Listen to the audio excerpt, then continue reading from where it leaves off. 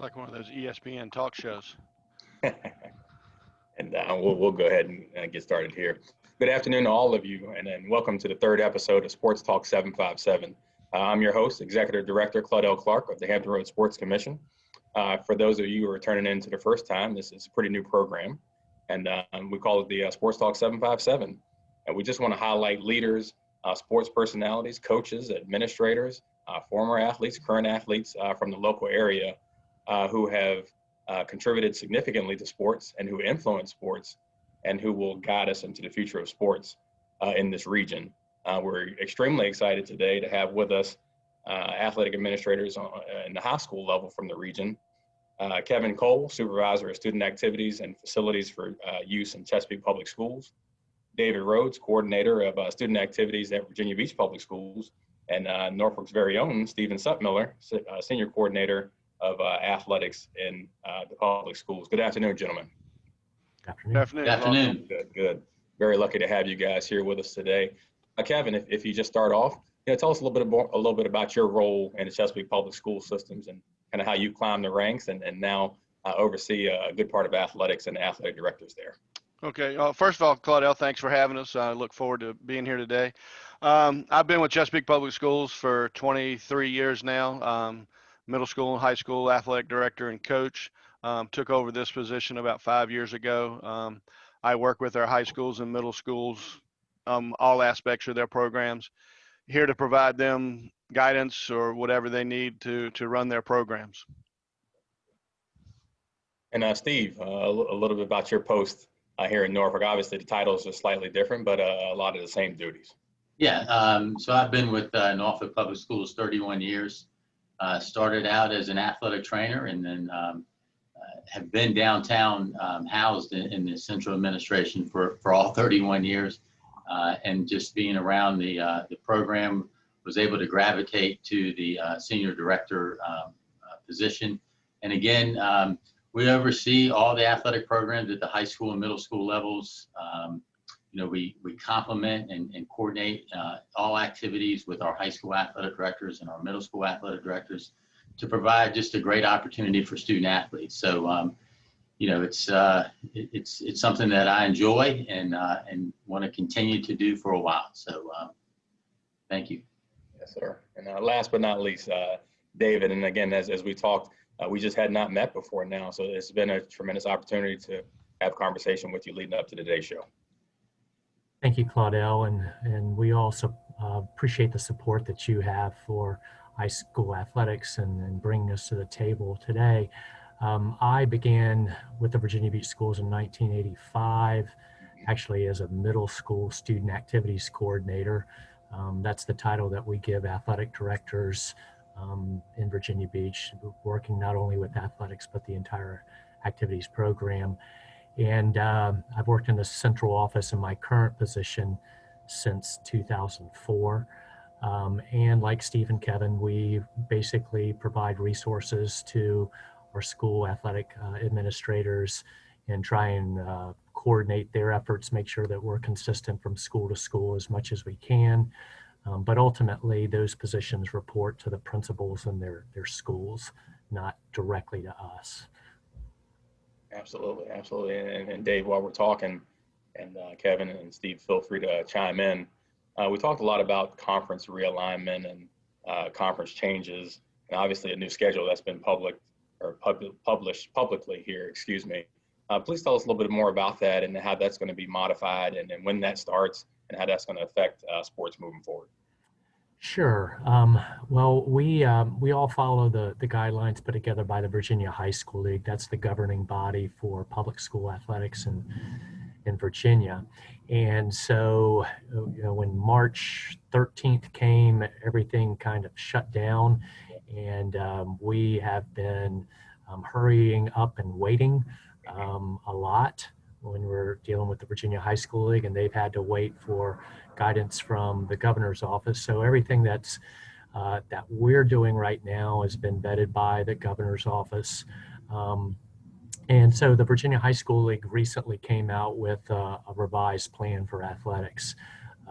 It's condensed It realigned some of the seasons so they're not in their traditional order. Um, each school is allowed to participate in what would be 60% of the number of normal contests they would have during the regular season. And with the realignment of the seasons, it's going to throw some interesting curveballs that we're going to have to deal with. For instance, we're going to be playing football games at the same time that we have spring break, and that's something that we've never had to deal with before. And there are other things, and some of them we're just kind of realizing as we go through and we analyze this. But we're going to be playing our winter sports season first, and that pretty much aligns with what we've done before that time of year. It's just going to be shorter. And then we'll have our fall season, which is totally out of alignment, playing that in the spring of the year. And then our traditional spring season will follow that. And what's different about that is that's going to last past graduation for all of our school divisions. And so that'll have some uniqueness to it as well. One other thing that they have put in place that we've never done before is what they call a +1 game, where they're allowing schools that don't qualify for their region tournaments in team sports to play one more game against an opponent of their choice. And so we're kind of working through the ramifications of that. It's not required. It's that the option of schools, and in some cases, some regions might require it. So we're working through that. So it's all still new, and we're all trying to get our bearings with it. Certainly, I've definitely heard about the +1 part of it. So certainly appreciate that explanation. Steve, anything to add on that? And a question that people have asked, we've been in this system and we understand this, but people who don't know the VHSL, does this govern all cities, or is it different from city to city? The VHSL is going to govern all the sports across the state. So everybody across the state is going to follow the new revised schedule. One other thing to add is, a big discussion prior to during all of this was state championships. And we will be able to have an abbreviated state championship in all sports moving forward. So it's going to look a little bit different that we've experienced in the past. We're going to eliminate that quarterfinal round and just go into a semifinal and a state final game. Again, a lot more planning needs to be done for these events in terms of sites. But the nice thing about it, there is the end prize that all student athletes and coaches strive to get to. So we're excited about that. Gotcha. And along this line, we have this championship +1, and we have these timelines set out. But is this true that we still need additional guidance or additional acceptances from the government to allow this to move forward? This still has to be, approved, and this still has to be allowed to move forward, correct? It's approved. Now we just need to make sure we can get into our schools, right. Return to school to have that opportunity. So that's a key factor for everybody moving forward. So if we're partly in a virtual state or in a live state, could we still move forward, or do students and teachers and coaches have to be fully in the building? That's I think that's to be determined. It's going to be looked at at each district. Again, David, Kevin may have what their districts are doing for that. Sure, Kevin, if you want to speak to that, traditionally it's if we're in school or school is going on, or if it's during a semester, we can move forward practices and games. I just didn't know, and questions that come in, if we're in a virtual format, can we practice in the afternoon, and can we have games? Yeah, well, right now, I think it's, again, the high school league has put out their plan, which, it's a very good plan. There could be, obviously things could change, but, they've done a good job of putting their plan together. Each school district is going to have to decide, what they're going to do as far as virtual, if they're going to allow kids to do virtual, and then still play sports. At this time, we're allowing out of season conditioning 2 days a week, and we're still in virtual. So, at the high school level, our kids have the opportunity to get to those events. So, but again, that's going to be left up to each high school district. I think the one important thing that we all need to realize that, in whatever profession you're in right now, nothing is normal. Everything is the new normal, and that's going to take a lot of getting used to and figuring out how to go with the new normal. Certainly. So getting right to it, obviously we would probably be in a boardroom together meeting and filming this or talking live. Kevin's got his microphone on or his headphones on there, and we got to be separated. So, COVID-19 and the pandemic has affected us all. And, it certainly made us have to pivot here at the chamber and you guys' respective school systems. What has this been like for your work schedule, for your staff, for your coaches, for your building principals, for your coaches and your families? What has this been like? I can only imagine it's been an overwhelming number of questions, requests, even complaints, Kevin, about, how things are going to move forward. If each one of you guys could just describe what has this been like trying to operate in this new normal as COVID has hit your sports. Well, I'll start. I think, the very first, when this started, the very first thing I heard was that, there's not a playbook for this. We've all talked, if it rains for a week, I can reschedule a week's worth of games. I've never had to reschedule an entire season or even an entire year of athletics. With what it's been, I think our coaches, our principals, our administrators, the kids, even the families, have responded well. It is what it is. We've got to work through it. We'll get better. It's very challenging to make sure you've crossed your T's and dotted all your I's. And in athletics, you try to catch it all, but there's something that you just don't think about. And it pops up something new pops up every day that you didn't think about. Dave, Steve? Yeah, I think, you hear the word fluid all the time. And this is, we have to be prepared to change on the fly. And I think one thing that we've all learned, and we've all kind of said to our coaches, to our parents, to the student athletes, is to be patient. We're all in the same boat here, and if we can just continue to stay the course, be patient, we can get to the to this start by doing all the necessary things in terms of safety moving forward. And I think one of the beauties of the VHSL's new plan is that it didn't eliminate an entire sports season. And we all felt terrible for spring athletes last year that didn't get to participate, especially seniors. And so it's condensed. There aren't as many games, but at least right now every season is preserved. And so there's promise that every student who plays a sport is hopefully going to be able to do that this school year. And if anyone can enlighten us on that, how has that affected recruiting? It had to do quite a bit of recruiting as a college coach in the past, but these things change every year. Obviously, football players start early, and you have contacts by recruiters.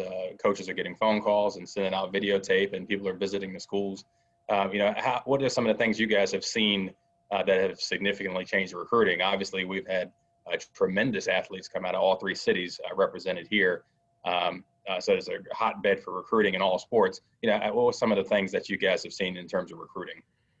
Steve, you can start off on this one. Yeah, I think the first thing is that unknown. A lot of our high school coaches are in limbo on that subject area. So with us getting back into the conditioning phase now in colleges kind of restarting, they'll be able to have some opportunities to talk to coaches now. But it's they want to see, and you're a college coach, former college coach, you want to see that athlete on the field. So they're all they're gonna wait just like we are. So I know there's opportunities in the area for travel ball, for different things like that. So that could be an opportunity for a college coach. But again, they still have to fit into and follow the recruiting guidelines and timetables that allow them to visit the athletes in school. So again, it's a wait and see. Once we get back into athletics, I'm sure the college coaches, they'll be around the gyms again. Certainly. Yeah. And Claudel, I think you know this as well. The elite athletes, I think they're going to have the chance to get to where they need to go regardless. I think, my opinion, I think the ones that are going to hurt the most are the ones that needed to be seen or maybe on that borderline that, they needed a good senior year to get a good college scholarship. I think that's the kid that's going to suffer. The one that just, needed that good year, needed to produce something, they're going to lose that opportunity or may have lost that opportunity. Dave, any thoughts from you? I know all kinds of athletes have come out of Virginia Beach and all different sports, and I'm sure you're getting and fielding those questions as well.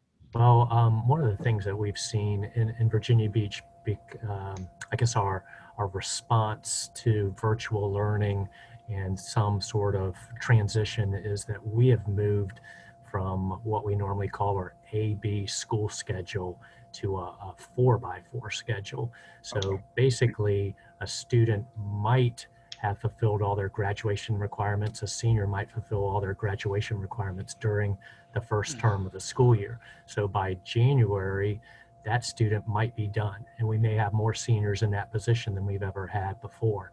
And so in some cases, the college-bound athlete may choose to forego their what would be their fall season this year, or second season, or their spring season, if they're done with their academic requirements, and then enroll early in college.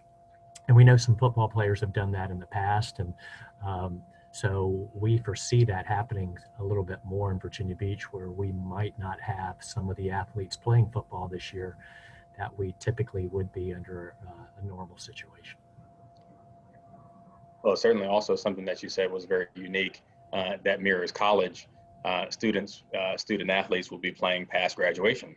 And a lot of spring college seasons have stretched to that, to where student athletes are on campus. In this case, in the high schools after graduation. So that was something very unique that I did not see in the article that came out. On top of COVID, we've also dealt with, all of us, the different racial tensions and the different opinions and the different themes that we've seen in the news and the unfortunate events across the country. And obviously these have played out in college sports and professional sports. With the magnitude of the high school programs you guys have in your respective cities, I would imagine you see it there as well. What are some of the things that you've heard from some of the coaches or some of the players as it relates to what things that are going on in their programs? As it may be racial tension, or it may be observance of some things that are going on TV, or omission of an anthem. What are some of the things you guys are hearing or seeing, and how has that affected you? Yeah, I'll go ahead and start off. I think, once we get back into a quote unquote a normal situation where we have athletes back on campus and with our games, this is an area that will be addressed. And we're going to rely on our coaches to do a great job in terms of modeling some things that are going on across the country. The professional athlete has a great platform. High profile collegiate athlete coach, again, has a good platform to lead a great message here. And our high school coaches are going to be the same, because it's a trickle down effect. And we know Black Lives Matters. We're going to address that day in and day out, and we got to be the ones that model this the right way moving forward. I think that I think there are conversations to be had in our school division among our coaches and our athletes. And with tension being so high right now, I would echo what Steve said. I'm not sure exactly what we're going to see when our athletes come back together or how they want to express themselves for a national anthem or in any other manner. But we want to be responsive and respectful and sensitive to all of our athletes. And so I think there are conversations that need to be had. Right now, I think there's so much focus on reopening school and getting our seasons going, but we can't turn a blind eye to those conversations that we need to have. And Kevin, as the top sports administrator, if I could, in Chesapeake, are there any rules that have been set so far? If I don't want to participate in an anthem, or if I don't want to come out of the locker room, or if I wear things on my jersey, or a coach or a program goes so far as to paint something on the field, are there things in place to support this, counteract this? How does that kind of work? Well, and again, I would have to say, agree with what Steve and David have said. Along with that, as far as I think our coaches have done a great job so far with addressing it, and our ADs are addressing it. As far as policy, it's in our school board policy. It's a very general statement. As long as they're not disruptive, they can, I won't say do whatever they can do, but as long as it's not disruptive behavior, it's allowed with that.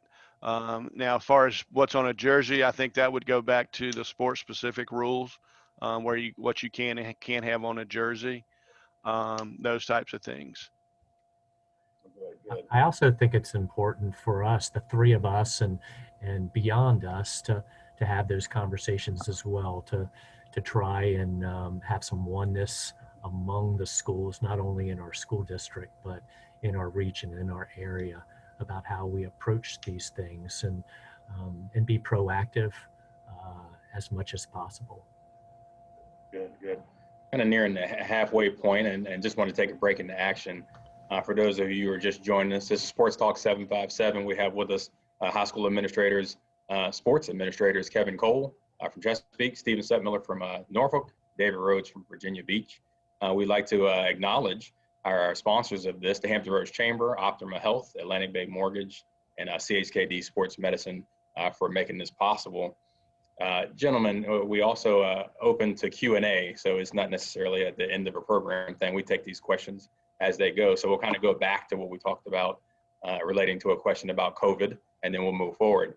So if a student athlete or a coach or an administrator around one of these programs tests positive, what is the protocol for that? We're having some official workouts, weightlifting sessions as we speak. If someone were to test positive at this point, what happens? Yeah, I think in all districts, everybody, this is something that David and Kevin, we collaborated with area administrators from Newport News, Hampton, Portsmouth, Suffolk. We meet regularly, and so we've discussed COVID plans, and each city has adopted, in terms of athletics, what and how they're going to deal with COVID. So just in Norfolk, we waited a while before getting our athletes back on the field, because we needed to make sure that we could address all situations that could arise from this pandemic. For example, all of our student athletes and coaches do a daily health screening prior to coming on campus. And if they don't do that, they get a message to say, please do not report today. So we're able to monitor signs and symptoms and kind of cut it off and address those prior to them arriving on campus. When they do arrive, again, that's health app is checked again. A daily temperature check is taken, and then they're able to proceed over to their team. And we're following all the mitigation strategies out there. We're providing face coverings. We're promoting social distancing. We're promoting hand washing. those are the things that that are going to mitigate this until we get some type of vaccine. So, and to date, knock on wood, we've done pretty good with vetting out our student athletes and our coaches prior to practice. Now, if we do have a situation, we have a plan to address where we may have to quarantine on site, or again trying to cut it off before they get there, is to contact the parent and to begin an education process with addressing COVID. So again, Kevin and David can chime in on what they do in their city, but everybody's doing those mitigation strategies, which is key. Yeah, I agree with what Steve said. We're all pretty much have the same plan. We all had to submit our plans to the State Department of what we were going to do, and if there is a case, each case is handled on a case-by-case basis of what to do with that case. Dave, any insight on that? I just think we would rely heavily on the Virginia Department of Health through our coordinator of nursing. I think she's in lockstep with them, would explain the nature of the case, and maybe through some contact tracing, determine whether or not others would have been exposed, and then react by either shutting a program down or saying, you're okay to keep going, and maybe somebody needs to quarantine. Any of those things, options are on the table, but I think we would rely a lot on the Virginia Department of Health and what they would suggest in those situations. Certainly. So, the next question is really, with limited staffs, limited budget, limited personnel, how does one prepare the facility, or how does one prepare for the competition when December and January and February are right around the corner? What extra steps are being taken for these different facilities to ensure public safety? Well, again, David and Kevin can chime in. Right now, we're at the, if we're able to bring in fans, we're at a capacity of 250 people at our facility. So not a whole bunch of people can come in, because that includes your athletes, your coaches, your support staff, your operations staff. But prior to any event, we have our custodial staff has been they're MVPs, man. They clean, they disinfect prior to, after, during.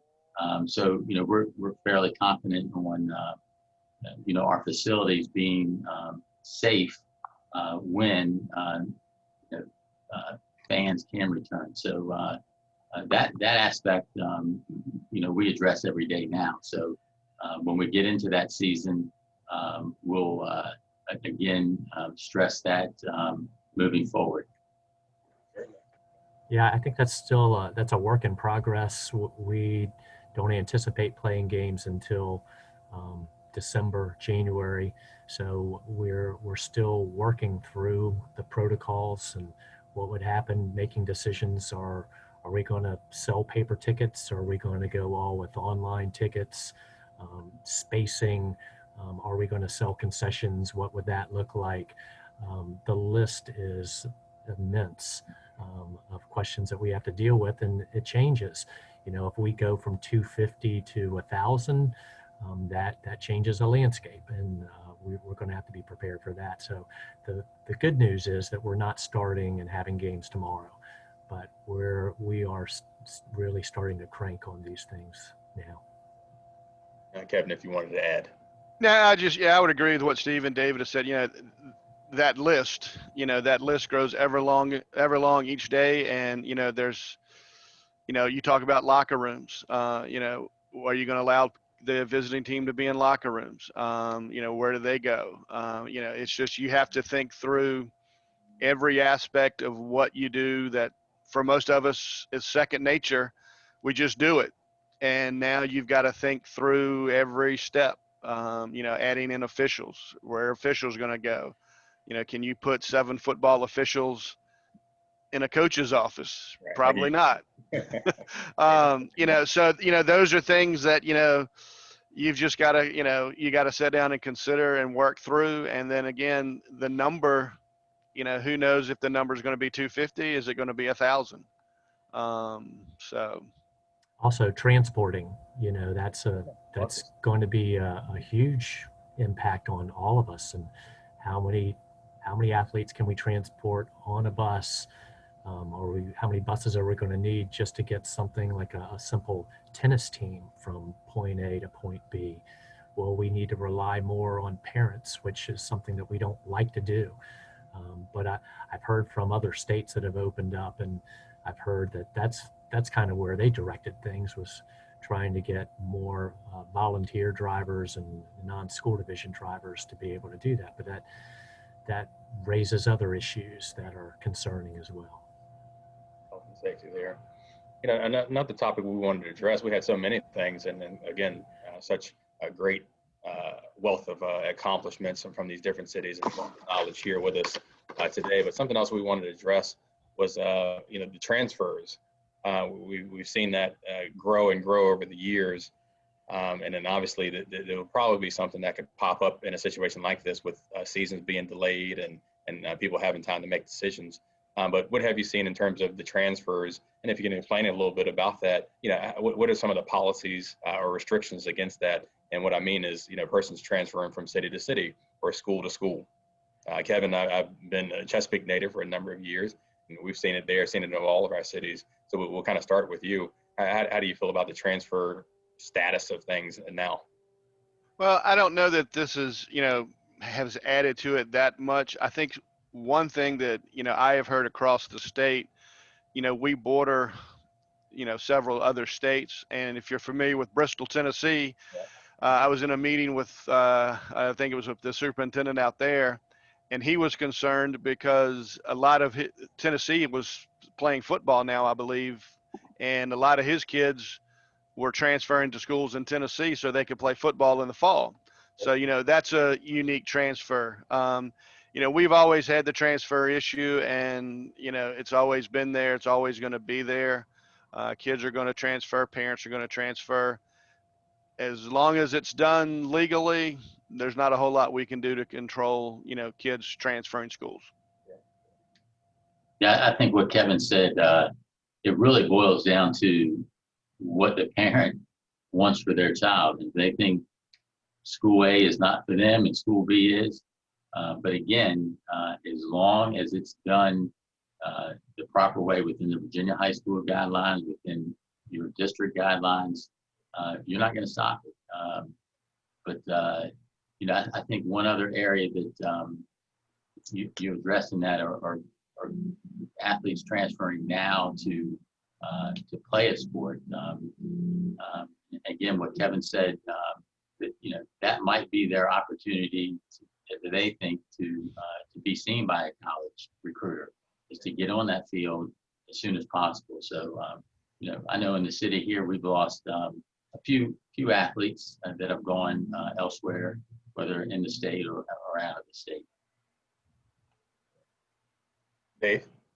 I think we rely on the integrity of our schools, and I feel confident all the schools in the region, with the gentlemen that are on this panel and the other central office administrators in our area, that we take transfers and recruiting seriously. And so I feel confident that everybody's going to the extra mile to make sure that these things are done correctly, or they're sitting their kids out. And so, we want to make sure that any loophole is closed. And the Virginia High School League has pages in its handbook on transfers and what's legal and what isn't. And I think all of us, whenever we're confronted with a situation, we're going to research that as much as possible. In certain instances, we may send people out to visit homes to make sure that there are drawers in the drawers, and there's food in the fridge. We'll go to that length. just you have to rely on the integrity of the programs. Absolutely. Well, like I say, guys, for a good part of this, we've tackled challenges and issues and things that are kind of plaguing us to a degree, and we're getting over those and we're solving those. But some of the highlights in each one of the cities, again, as we talked about, all sorts of recruits and professional and Hall of Fame athletes have come out of each city, state champions, and different programs accomplishing great milestones. Wanted to kind of go around the horn here and talk about some of the facility highlights and team highlights and sports athlete highlights from each one of the cities that you wanted to bring to the forefront, that you're looking forward to seeing, and that you wanted to bring out for the public to kind of know about. So Kevin, we'll start off with you. Anything standing out as relates to facilities or a team you wanted to highlight, or certain players? Well, I'll stick with facilities because I got 7 athletic directors. If I singled out one school, I would probably get in trouble for that. But, we've done some renovations at Great Bridge High School and Deep Creek High School. Those are pretty much complete, waiting on some other things. Some renovations, have been done at those 2 schools. We have a synthetic track at Grassfield High School. Is in the process of being replaced or resurfaced, so that should be done within the next month or so. So those are our facilities that we have been upgraded. Right, we had been working with the city to develop a city stadium for Chesapeake, and had gotten to the process of putting it out to bid for to get some research done. And that was that went out about the same time COVID hit. So that's been put on hold. But we have made a lot of progress. So hopefully once we get back to the new normal, we can start looking at that again, because I think that'll be a big highlight for Chesapeake, is to have that central stadium to use for all of our athletic department. But I think, as far as, highlights, all 7 of our high schools have unique athletes and unique programs. They all do a great job. I could spend the rest of the hour talking about each one and all of their programs. All of our coaches, just like Norfolk and Virginia Beach, we've got good coaches and good programs that do a good job. And each program has good kids that, they may not excel after high school, but in sports, but they excel in something other than sports that, I think that's what we need as well. Dave, if you don't mind, obviously we have a grand opening of our partners, the Sports Commission, with Virginia Beach Tourism, and they're opening the sports center down there. So I know that may affect you in some ways, but if you give us a few highlights of your city. Certainly, and I'll stick with Kevin's tact of focusing on the facilities. At the Virginia Beach Sports Center that you referred to, Claudel, it's an impressive facility. What it gives us on this side of the water is an indoor track that we haven't had. You may know that all of our indoor track athletes have had to go to Hampton to participate in the past. And so the Sports Center is going to be holding its grand opening very soon. Right now, the VHSL State Wrestling Tournament and State Indoor Track Meet are slated to be held there in February and early March. And I've had a chance to walk through the facility a couple of times, and it's nice. It should seat 5,000 on the track side, and that's what will happen with state wrestling. We'll put wrestling mats down. It's a hydraulically banked track, and so that's exciting as well. But that can be lowered, so it's a flat surface for wrestling. And I think that will be good for the high school league, because they've struggled with how to get a lot of mats into schools and a lot of people into high schools. And with this facility here, that might help with some of the struggles they've had with state wrestling in the past. So we're excited about that, and they've been very good to us and to high school athletics to have us come in and work with the Virginia High School League there. Steve, and here in Norfolk. Yeah, I guess I'll stick with the same theme. All 5 of our high schools have excelled at some level, at some sport, at some individual. You know, I will highlight last year. Last year was unprecedented, where we won 4 state championships, first time ever for Maury High School football. So that, you know, and then Lake Taylor football is Lake Taylor football. There's an expectation there. And then, you know, Norview basketball shared the title with Green Run from the pandemic. And then the Maury girls indoor track team. I mean, we can't be more prouder when they accomplish that feat. But again, every school has accomplished athletes. Every school has where it boils down to passionate coaches. We're really proud of all of our coaches. But on the facility side, you know, we were starting some things prior to COVID, which, you know, they're small things, but they bring a lot of value to our facilities. And a simple scoreboard.